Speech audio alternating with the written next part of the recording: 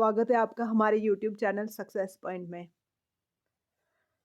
जो हमने जीके की सीरीज स्टार्ट की थी, आज उसकी सेकंड पार्ट है। इसमें आपको जो है एमसीक्यू हैं वो मिक्स एमसीक्यू दिखेंगे, साइंस के, पॉलिटी के, हिस्ट्री के, जियोग्राफी के। ठीक है, तो स्टार्ट करते हैं हम। फर्स्ट क्वेश्चन है हमारा, which part of the Indian constitution deal with fundamental right. कौन से पार्ट में, कॉन्स्टिट्यूशन के कौन से पार्ट में फंडामेंटल राइट को डिस्कस किया है, डील किया है? तो ये ऑप्शन है हमारा part third, part fourth, part fifth या पार्ट सिक्स्थ। ठीक है, तो ये है पार्ट थर्ड। ऑप्शन ए हमारा करेक्ट है। कितने पार्ट है? 25 पार्ट है। और फंडामेंटल राइट कितने हैं? 6 फंडामेंटल राइट है। पहले 7 थे, लेकिन अब कितने फंडामेंटल राइट है? 6। ऐसे भी पूछ सकते हैं फंडामेंटल राइट कितने हैं, तो 6 हैं। और कौन से पार्ट में? सेकंड क्वेश्चन है, how many schedule are there in the Indian constitution. Indian constitution में कितने शेड्यूल है? ठीक है, how many schedule are there in the Indian constitution? 10, 11, 12 या 9? तो ये हैं 12 शेड्यूल। ठीक है, ओरिजिनली अगर देखा जाए तो 8 शेड्यूल थे, उसके बाद 4 ऐड हुए हैं। ऐसे पूछे कि ओरिजिनली कितने थे? 8, 4 न्यू ऐड हुए हैं। तो ऑप्शन हमारा सी करेक्ट है। नेक्स्ट क्वेश्चन है कि president of India is elected by. जो राष्ट्रपति हैं इंडिया के, उनको कैसे इलेक्ट किया जाता है? Direct vote by the citizen, member of Lok Sabha and Rajya Sabha, या इलेक्टोरल कॉलेज, या मेंबर ऑफ पार्लियामेंट ओनली? तो इसमें ऑप्शन सी हमारा करेक्ट है। इलेक्टोरल मतलब कि जो इलेक्टेड है, उसमें लोकसभा के भी आते हैं, राज्यसभा के भी आते हैं, लेजिस्लेटिव असेंबली के भी आते हैं, लेकिन लेजिस्लेटिव काउंसिल के नहीं आते, और सिर्फ इलेक्टेड आते हैं। जब इसको हटाना होता है, इम्पीचमेंट होती है, उसमें सिर्फ लोकसभा राज्यसभा के सारे नॉमिनेटेड भी आते हैं और इलेक्टेड भी आते हैं। ठीक है, तो ऑप्शन सी हमारा करेक्ट है। नेक्स्ट क्वेश्चन है कि विच of the following is not a fundamental duty under the Indian constitution. Indian constitution के अंदर कौन सी, इनमें से कौन सा ऑप्शन है जो फंडामेंटल ड्यूटी में नहीं आता है?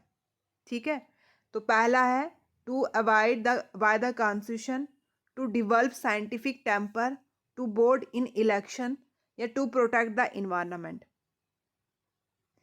पहला वाला आता है। अब डिवेल्प साइंटिफिक टेम्पर ये भी आता है, प्रोटेक्ट द इन्वायरमेंट ये भी आता है, लेकिन जो ऑप्शन सी है वो नहीं आता है। ठीक है, टू वोट इन इलेक्शन ये नहीं आता है, तो ऑप्शन सी हमारा करेक्ट है। नेक्स्ट क्वेश्चन है the tenure of Rajya Sabha member is. ठीक है, राज्यसभा मेंबर, जो राज्यसभा के मेंबर होते हैं वो कितने साल तक, उनका टेन्योर कितने साल तक? 6 साल, 5 साल, या permanent body with 1/3 member retire every 2 year, या 4 साल? ऐसे तो हम बोलते हैं कि 6 साल, लेकिन 2 साल के बाद हमेशा 1/3 जो मेंबर होते हैं वो रिटायर हो जाते हैं 2 साल के बाद। तो जो करेक्ट होगा हमारा वो ऑप्शन सी होगा। इसको ध्यान रखना, ये पूछ सकते हैं कि कितने साल के बाद, 2 साल के बाद, और कितने, 1/3, 2/3, ऐसे भी पूछ सकते हैं, तो 1/3। ठीक है, 1/3 ऐसे भी एमसीक्यू निकल सकता है, तो ऑप्शन सी हमारा करेक्ट है। अभी इलेक्शन है, आपको पता है कि बहुत सी न्यूज़ में रह रही हैं, तो उसी से क्वेश्चन है कि who appoint the chief election commissioner of India. जो चीफ इलेक्शन कमिश्नर है इंडिया के, उनको कौन अपॉइंट करता है? ठीक है, उनको कौन नियुक्त करता है? प्राइम मिनिस्टर, राष्ट्रपति, पार्लियामेंट, या सुप्रीम कोर्ट? तो ऑप्शन बी, जो हमारे राष्ट्रपति हैं, प्रेसिडेंट हैं, वो ही chief election commission of India को अपॉइंट करते हैं।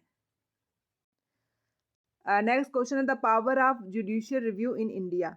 ये आप सभी को पता होगा कि जो जुडिशियल रिव्यू, ठीक है, जैसे हमने कोई एक्ट बनाया, मतलब जैसे पार्लियामेंट कोई एक्ट, कानून बनाती है, उसको चेक करने के लिए एक रिव्यू करती है, जुडिशियली एक रिव्यू करती है, तो ये पावर किसके पास है? ठीक है, ये से आप देख के भी लगा सकते हो कि जुडिशरी की पावर किसके पास होती है? Parliament, supreme court, high court, राष्ट्रपति, या प्रधानमंत्री? तो ये सुप्रीम कोर्ट और हाई कोर्ट। ऑप्शन बी हमारा करेक्ट है। अब क्वेश्चन है कि how many fundamental right are guaranteed by Indian constitution. तो देखा जाए अभी तो 6 हैं, लेकिन ओरिजिनली कितने थे? 7। कौन सा राइट हटाया गया है? Right to property. ठीक है, कौन सी अमेंडमेंट से? 44th अमेंडमेंट से। 44th अमेंडमेंट से हटाया गया है राइट टू प्रॉपर्टी। अब ये एक लीगल राइट है अंडर आर्टिकल 300। नेक्स्ट क्वेश्चन है कि which fundamental right is also called the heart and soul of the Indian constitution by doctor Bhimrao Ambedkar. आपको पता है कि जो हमारा कॉन्स्टिट्यूशन को ड्राफ्ट किया था उसके चेयरमैन भी कौन थे? डॉक्टर भीमराव अंबेडकर। तो कौन से फंडामेंटल राइट को डॉक्टर भीमराव अंबेडकर ने हार्ट एंड सोल बोला हुआ है? ठीक है, हार्ट एंड सोल बोला हुआ है। कौन से फंडामेंटल राइट को ये पूछा हुआ है? Right to equality, right to constitutional remedy, right to freedom या right to freedom of religion. तो ऑप्शन बी हमारा करेक्ट है। ठीक है, ऑप्शन बी जो है हमारा वो करेक्ट है। ऐसे पूछ सकते हैं कि किसने बोला हुआ, कौन से थिंकर हैं या कौन से जो स्कॉलर हैं उन्होंने बोला हुआ? डॉक्टर भीमराव अंबेडकर ने बोला है। कौन से राइट को? Right to constitutional remedy. ठीक है, ऑप्शन बी हमारा करेक्ट है। जो right to education is include under which article, ये भी बहुत इंपॉर्टेंट है और बहुत बार पूछते हैं, ये भी PYQ का क्वेश्चन है कि right to education in which under article, कौन से आर्टिकल में आता है ये? तो ये article 6, option C article 21A। कौन सी अमेंडमेंट से आया था? 86 अमेंडमेंट। कब हुई थी? 2002 में। ठीक है, ये भी पूछते हैं बहुत बार कि कौन से आर्टिकल में है? 21A। ए क्यों है? क्योंकि अमेंड करके आया हुआ है। तो 86 अमेंडमेंट हुई थी। अब नेक्स्ट क्वेश्चन हमारा साइंस का है कि what is the SI unit of force.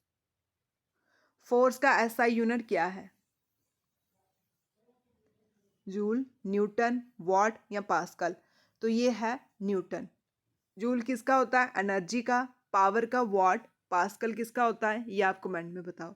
तो इसका ऑप्शन बी हमारा। नेक्स्ट क्वेश्चन है हमारा which planet is known as the red planet. Red planet, कौन से प्लैनेट को हम रेड प्लैनेट बोलते हैं? ठीक है, कौन से प्लैनेट को हम रेड प्लैनेट बोलते हैं?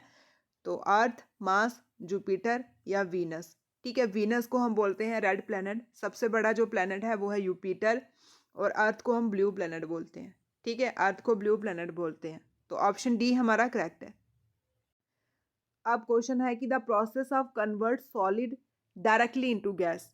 जो सॉलिड होती है वो डायरेक्टली गैस में, जैसे बर्फ़ है, बर्फ़ से गैस निकलती है ना?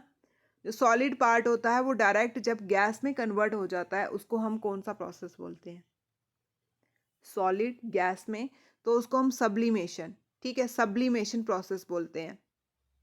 अब यहाँ पे इवापोरेशन भी है। इवापोरेशन क्या होता है? जो वाटर होता है वो वेपर में कन्वर्ट होता है।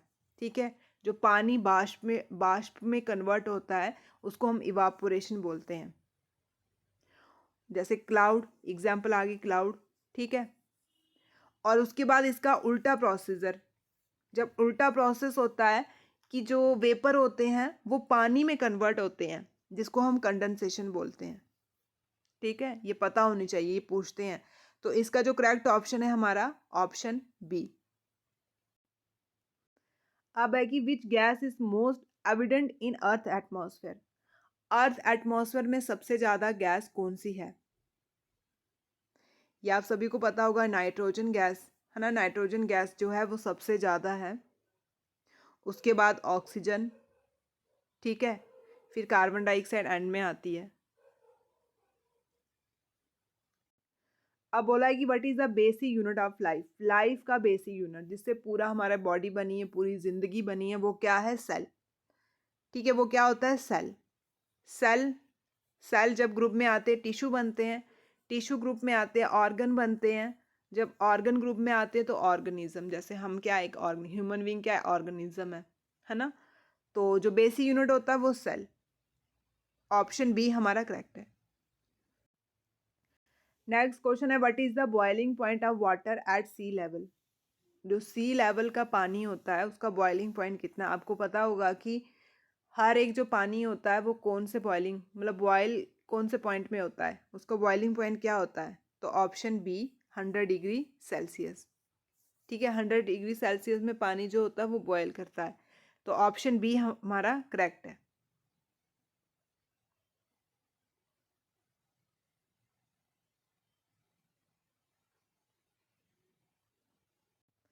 नेक्स्ट क्वेश्चन है कि the device use to measure atmosphere pressure.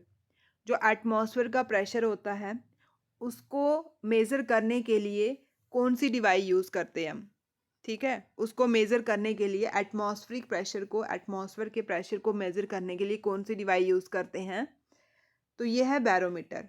ठीक है, कौन सी डिवाइस यूज करते हैं, बैरोमीटर। किसको, अब ये भी देखना है किसको, एटमॉस्फेरिक प्रेशर को।